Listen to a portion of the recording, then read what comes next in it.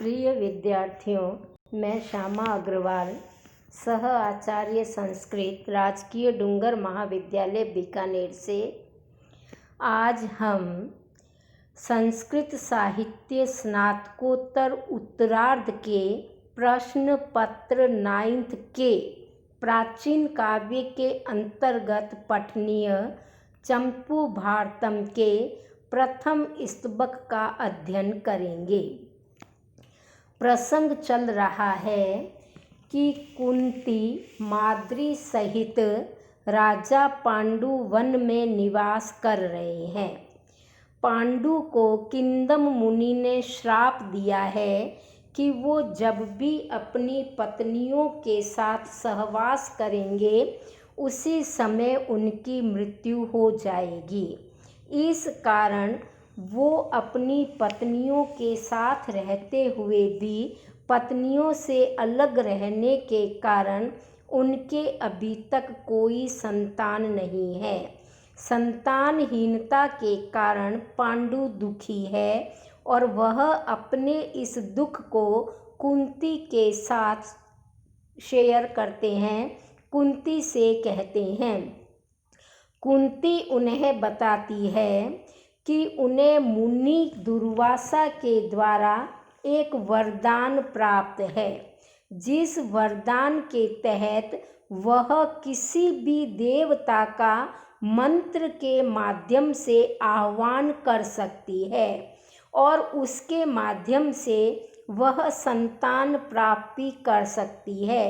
इस प्रकार राजा पांडु से कुंती ने मुनि श्रेष्ठ दुर्वासा के द्वारा प्रदत्त वरदान की सारी बातें बता दी, लेकिन उन्होंने इस मंत्र की परीक्षा कर रखी है और कुंती ने मंत्र परीक्षा के लिए सूर्य देव का आह्वान किया था जब वह कुमारी थी, अविवाहित थी और उससे उन्होंने एक पुत्र की भी प्राप्ति की थी। इस बात को कुंती छिपा लेती है और इसका कारण कवि लिखते हैं कि चौर्य रत चोरी छिपे किया गया यह कार्य दोनों कुल के लिए अयशस्कर होगा। इससे महाराज कुंती भोज का यश भी कलंकित होगा, उनका कुल भी कलंकित होगा और राजा पांडु का कुल भी कलंकित होगा।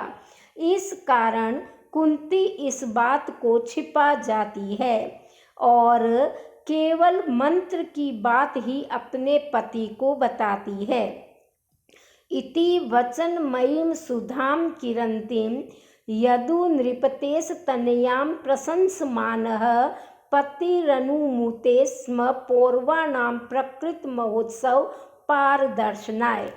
इति इस प्रकार वचनमयीं वचन रूपी सुधाम अमृत को किरंतीम बरसाने वाली कुंती की नृपते जो राजा पांडु है उन्होंने बड़ी प्रशंसा की और राजा पांडु ने उसे इसी मंत्र के द्वारा महोत्सव मनाने की अनुमति प्रदान की। उन्होंने कहा कि आप इस उत्सव मंत्र को जाप कीजिए और इससे अपनी कामनाओं को पूरा कीजिए, संतान की प्राप्ति कीजिए। मंत्र के द्वारा देवताओं को आहूत करो और उनसे पुत्र प्राप्त करो। इस प्रकार की अनुमति राजा पांडु ने कुंती को दी। तदनंतरम उसके बाद में धर्मार्थ प्राप्त युधिष्ठिरम पवनतो भीमं च भीमं द्विधां जिष्णोर्जिष्णुमतीव धृष्णं मनघा कुंती मुनेर्विद्या अन्यसापि तयेव तत्र नकुलं रूपास्पदं गिष्पते सच्छात्रं सह देवमप्यजनत ना सत्यरन्तिकात। उसके बाद में पति की आज्ञा के कारण नियोगजन्य श्राप मंत्र से बिल्कुल निष्पाप होकर के पाप से रहित अनघा, अग पाप अनघा निष्पाप कुंती ने मुनेर विद्यया, मुनि दुर्वासा के द्वारा प्रदत्त विद्या से, वो विद्या एक मंत्र का जाप था, तो पति की आज्ञा के कारण नियोग तरीके से बिल्कुल पाप रहित होकर कुंती ने दुर्वासा ऋषि के द्वारा प्रदत्त मंत्र के द्वारा धर्मराज से युधिष्ठिर को प्राप्त किया। पवनतः वायु से भीम को प्राप्त किया, तो अर्जुन को उन्होंने जिष्णु इंद्र से प्राप्त किया। अन्या जो महाराजा पांडु की दूसरी पत्नी थी वह थी माद्री, तो अन्या दूसरी सा अपि उस माद्री ने भी तय एव उसी मंत्र से नकुल और सहदेव रूपी 2 पुत्रों को उत्पन्न किए, जो कि अत्यधिक सुंदर थे तथा बृहस्पति के समान बुद्धिमान थे, और इनके देवता थे अश्विनी कुमार।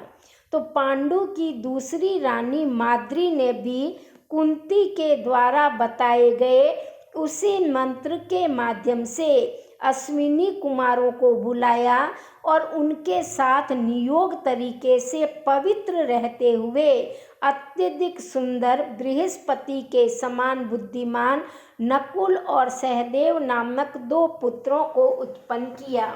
इस प्रकार पांडु के 5 पुत्र हुए और वह 5 पांडव कहलाए। सबसे ज्येष्ठ युधिष्ठिर, तदनंतर भीम, अर्जुन, नकुल और सहदेव। इनमें से 3 कुंती पुत्र थे जो ज्येष्ठ थे, और 2 नकुल और सहदेव जो कि जुड़वा या युगल पुत्र थे, वो माद्री की संतान थे। तदनु वासव नंदन संभृता सह पटु गीति रव प्रमदालय सुमनस्तु यथोचिरम आचर निपानम भुवि नृत्य विधिम दिवि। युधिष्ठिर आदि के जन्म लेने पर समस्त देवी देवता प्रसन्नचित्त हो गए, और उन्होंने इंद्र की प्रसन्नता से प्रेरित होकर मधुर गीत गाए। अप्सराओं को साथ लेकर देवता स्वर्ग में नृत्य करने लगे, क्योंकि ये पांचों के पांचों देवपुत्र थे। इसलिए देवलोक में भी महोत्सव मनाया जाने लगा। वहाँ पर भी मधुर गान नृत्य होने लगे। नंदन वन में संपन्न मधुर शब्द करने वाले मतवाले भंवरों से युक्त फूल पृथ्वी पर गिरने लगे। इस प्रकार इंद्र आदि समस्त देवी देवताओं ने इंद्रलोक में महोत्सव का आयोजन किया और आकाश से पुष्प वृष्टि करके नीचे पांडु और का अभिनंदन भी किया। पांचों बालक वन के अंदर खेलते कूदते बड़े होने लगे तथा वहीं के तपस्वियों के साथ में कुछ विद्या का अध्ययन भी करने लगे। एक बार की बात है कि मंदम उपेत्य तत्र सदसो मत पांडु पुत्र अंकुरा केति प्रेम पुरः प्रसारित करह कुर्वन् दृढ़ आलिंगनम। युधिष्ठिर और एक बार जो माद्री थी उस माद्री के साथ में पांडु ने रति क्रीड़ा की। फलस्वरूप पांडु का अवसान हो गया। तत् निशम्य सर्मम एत्य कुमारस्तादृशम पतिम वेक्ष्य रुदन्तया। और माद्री ने वहाँ पर रुदन करना प्रारंभ कर दिया। माद्री का उस प्रकार रोना सुनकर युधिष्ठिर आदि पांचों राजकुमारों के साथ कुंती वहाँ पहुँची, तो वहाँ उसने अपने पति को मृत दशा में देखा। उनके रोने से मानो पृथ्वी भी रोने लगी, क्योंकि पांडु की पहली पत्नी तो पृथ्वी थी। राजा की प्रथम पत्नी पृथ्वी होती है, तो प्रथम पत्नी पृथ्वी, दूसरी कुंती और तीसरी माद्री। तीनों भार्याओं के रोने से पूरा वन का माहौल रुदन भरा हो गया था। माद्रया तया अनुमृत्या महितस्य राज्ञो निर्वर्तितासु तनयैर्निखिल क्रियासु भूयो अपि तव सुमनसां पुरतः प्रकाशम जायापति तु सुरतोत्सवमन्वभूताम्। चूंकि माद्री के साथ पांडु का सहवास करने के कारण निधन हुआ था, इसलिए माद्री अपने आप को पांडु की मृत्यु का दोषी मान रही थी। इसलिए उन्होंने पांडु के साथ ही चिता में कूदकर अपनी भी मृत्यु करा ली। उन्होंने अपने आप को सती अवस्था को प्राप्त करा दिया। तो माद्री के साथ मरे हुए लोक पूजित राजा पांडु की समस्त दैहिक क्रियाएं उनके पुत्रों के द्वारा ही पूरी की गई। उनका दाह संस्कार पांडु का तथा माद्री का उनके 5 पुत्रों ने संपन्न किया। फिर वह दोनों माद्री और राजा पांडु दंपति देवों के सामने फिर से प्रसन्नचित होकर के सुख का अनुभव करने लगे। एक बार युधिष्ठिर आदि, उसके पश्चात नवीन वैधव्य दुख से अति पीड़िता कुंती के आगे अपार पितृशोक से जिनके धैर्य टूट रहे थे, ऐसे पुत्रों को देख करके धर्म रहस्य को जानने वाले धर्म राज्य को बड़ी विपत्ति के आने पर भी धीरता बनाए रखनी चाहिए। इस प्रकार का राजनीति शास्त्र के रहस्य का उपदेश देकर सतशृंग पर्वत पर रहने वाले ऋषियों में प्रधान तथा दयालु काश्यप आदि ऋषिगण इन युधिष्ठिर आदि पांडु पुत्रों को हस्तिनापुर लेकर के आए, जो हस्तिनापुर उच्च रत्नों के भवनों से युक्त तथा पांडवों के कुल क्रम से आती हुई राजधानी थी।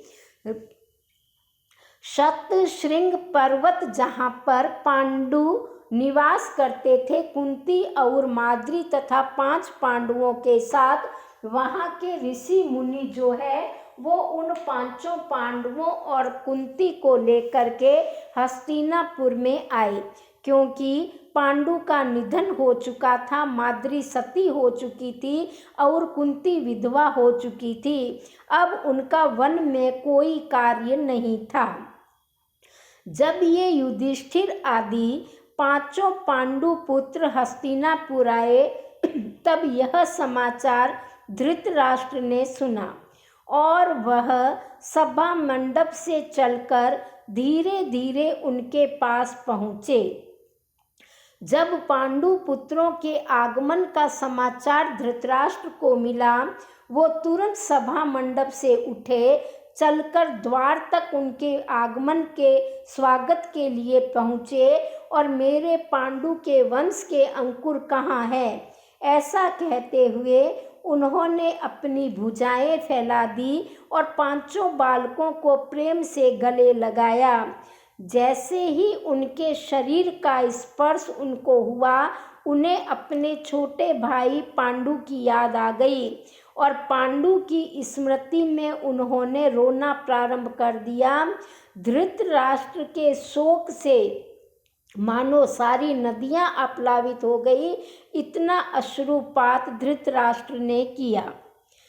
पांडवेषु दृढ़ता परिणाह प्राय रूप तनु संपदीयताम स्पर्शनम विदतेव दृशा अंधः पाणिना परिभमौ धृतराष्ट्रः। धृतराष्ट्र नेत्रहीन थे, वो अंधे थे, लेकिन आँख से अंधे होने पर भी धृतराष्ट्र किसी भी चीज को छूकर या किसी भी शब्द को सुनकर उसका अनुमान लगा लिए करते थे। धृतराष्ट्र ने एक एक पांडव का आलिंगन किया और प्रत्येक पांडव में कितनी शारीरिक मजबूतता है, कितनी विशालता है, कितनी सुंदरता है, इन सब बातों का उन्होंने केवल स्पर्श के माध्यम से हाथ से छू कर के ही अनुमान लगा लिया। क्योंकि जो व्यक्ति अंधा होता है उसकी स्पर्श शक्ति, उसकी श्रवण शक्ति कुछ विलक्षण होती है। वो छू कर या सुन कर के ही सारी बातें जान जाते हैं, समझ जाते हैं। यद्यपि राजा धृतराष्ट्र नेत्रहीन है, परंतु वो जब एक एक बालक को गले लगा रहे हैं तो उन्हें पता चल रहा है कि कौन से बालक में कितनी शारीरिक ताकत है, कौन कितना लंबा चौड़ा है और कौन कितना सुंदर है। वो उनके आँख को, नाक को, होठ को, हाथों को छू छू कर उन बच्चों को पहचान रहे हैं और उनका अनुमान लगा रहे हैं। पांडुपुत्र अब हस्तिनापुर में निवास करने लग गए हैं। राजा दुर्योधन के साथ में सभी पांडु पुत्रों का पालन पोषण कर रहे हैं। राजा धृतराष्ट्र प्रतिदिन जो वस्तु इन पांडु पुत्रों को प्रिय होती थी वही दिया करते थे और उनको अपने 100 पुत्रों पे जितना प्रेम था उससे भी अधिक वो इन पांडवों के साथ प्रेम व्यवहार करते थे। इस तरह बाल्यावस्था में ही गुरुजनों पे श्रद्धा रखने वाले उन पांडु पुत्रों ने अपने पिता के प्रेम को बार बार देखकर दाह से जल रहा था दुर्योधन। दुर्योधन को इन पांडवों से बाल्यकाल में ही ईर्ष्या होने लग गई थी और उसने अपने हृदय में कर्ण, शकुनी आदि के द्वारा बढ़ाई हुई दुर्बुद्धि रूपी वृक्ष को उत्पन्न कर लिया था और उसमें पांडवों के प्रति विरोध रूपी जहर की लता बढ़नी प्रारंभ हो गई थी। कालक्रम बीत रहा था और कालक्रम से जो पांडु है वह भी बड़े हो रहे थे और दुर्योधन भी बड़ा हो रहा था। लेकिन दुर्योधन में मिथ्या अहंकार भर गया था और दुर्योधन आदि रिपुगण के ललाट जब युवराज अभिषेक होने की इच्छा करने लगे तब भीम ने उन पर घुंसा तानने का कौतुक किया। अर्थात भीम नहीं सहन कर रहा था कि ज्येष्ठ युधिष्ठिर के होने पर भी दुर्योधन का युवराज अभिषेक हो, वो युवराज के पद पर बने। पंचधा प्रवहंती नाम पवनात्मज एव सह कौरव क्रोध सिंधु नाम क्रमात् संगम भूर्भुत। जो युधिष्ठिर आदि 5 पांडव पर होने के कारण यद्यपि दुर्योधन आदि की क्रोध रूपी नदी 5 मार्गों से बहती थी, तथापि उन नदियों का जो संगम था वो वायुपुत्र भीम था। भावार्थ यह है कि यद्यपि दुर्योधन 5 ही पांडवों से ईर्ष्या रखता था, 5 ही पांडव उसे पसंद नहीं थे, 5 ही पांडवों के प्रति वो क्रोध रखता था, लेकिन उसकी क्रोध रूपी नदी 5 रास्तों से बहने पर भी उसका संगम स्थल वायुपुत्र भीम था। अर्थात दुर्योधन अपना परम शत्रु भीमसेन को ही मानते थे। इस प्रकार 5 पांडव और 100 धृतराष्ट्र पुत्र साथ में ही शिक्षा दीक्षा लेकर के बड़े होने लगे और चंपू भारतम का प्रथम स्तबक यहीं पर समाप्त होता है।